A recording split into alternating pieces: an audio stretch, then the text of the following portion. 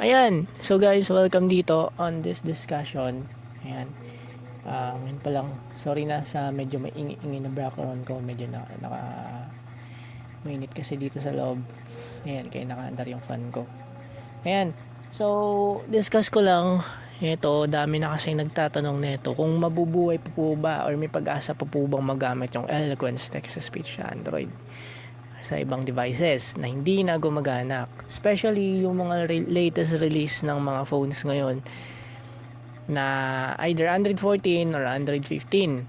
So, una ka pong sagot dyan, as long porsigido yung mga modifiers na blind or sabihin na natin yung mga developer na buhayin yung Eloquence text-to-speech, gagana at gagana yan, guys. Ang tanong nga lang, hanggang kailan mabibuild or hanggang kailan ganito or hanggang kailan tayo sa modification ng Eloquence, which means ang dapat talagang bumuhay doon yung code factory, which means yung pinaka main na mayroong access sa Eloquence text-to-speech. Kasi start nung tinigil nila yun and start nung hindi na sila nag-release ng APK versions ng Eloquence text-to-speech, which means ang pinakahuling na-release nila is ATI Eloquence TTS version 1.3.3. yung pinakahuling na-release nila noong 2015 or 2016 I think, something if not mistake, or 2017. Yun na yun, di na nasundan yun, and they decided na hindi na maglabas ng official version. Instead, binenta na lang nila yung Eloquence text-to-speech sa mga gustong bumili. And sa mga nakabili, okay, meron silang access. So, hindi magiging problema yun once na install nila yan sa Android phones nila. Kasi galing mismo sa source ng Code Factory yung product. Walang magiging problema dun. Ewan ko lang kung App screen page 2 of 3. kung sa iba mga blind na nakabili nun, meron ba silang na-encounter na issue regarding dyan. So, next is kailangan din kasi ng tulong, hindi lang hindi lang ng Code Factory. Kailangan din, syempre, i-follow up din ng mga Android developers or mga Android manufacturers yung mga phones nila. It becomes sa accessibility features or sa reliability ng mga text-to-speech na makakatulong sana sa mga blind sa pag-improve ng kanilang assistive technology, yung mga accessibility features nila. So, yun, isa sa mga rason yun na tinitignan din natin, which means, totoo naman na hindi lahat ng mga phones is maganda yung accessibility features. Magbanggit na rin ako ng ibang mga phones dito na ang hirap talagang gamitin. And ang hirap din pakisamahan ng accessibility features nila. Messages. YouTube. Ayan. Especially, yung mga phones na banggitin ko na to. I know, mag-agree karamihan ng mga blind dito. Tecno, Infinix, although there are certain phones ng Infinix na ang ganda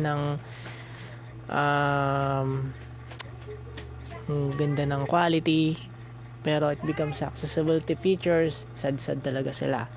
And yun, yung nireview ni na Kuya Walter nung nakaraan sa Master V official YouTube channel, yung Tecno.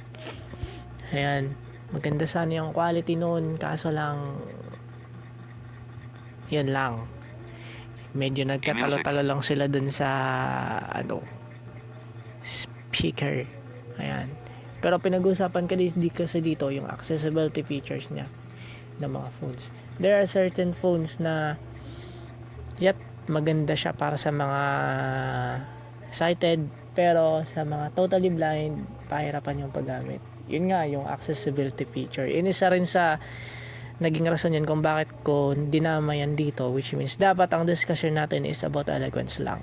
Kasi nga, naapektuhan din kasi yung functionality ng mga screen reader natin once na hindi maganda yung accessibility features ng phones. which means hindi pa talaga totally enhanced, especially sa talkback, especially Samsung talkback. Isa sa pinaka malaking problema ngayon ng mga blind kung paano pakisamahan yung accessibility features ng Samsung talkback. So next, ano pa nga bang makos para mapagana pa natin siya maliban sa developer and buhay ng code factory and pag-modified? Syempre itaas nila yung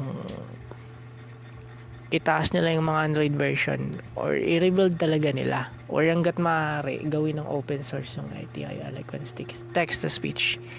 Suggestion ko lang to. I know may magdi-disagree and I know na may mag-agree din dito sa suggestion ko. Gawin na lang nilang open source para maraming makagamit. Kasi nga yung IBM TTS, ayan, isa sa mga add-ons ng NVDA, andyan lahat ng yan boses ng Eloquence, which means sana magawan to ng paraan. And well,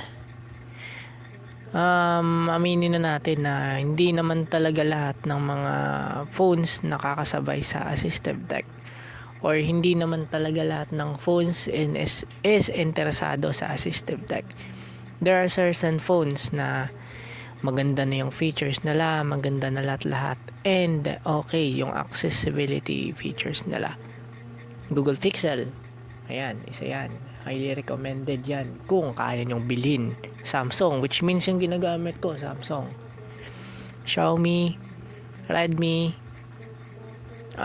there are certain Vivo phones din na release ng ganda rin ng actually, totoo lang, ang ganda ng accessibility features ng Vivo ngayon. Kaso lang, sa ibang screen reader like G-Show, hindi mo siya magagamit madalian. Especially pag double tap mo yung screen. Yun lang yun.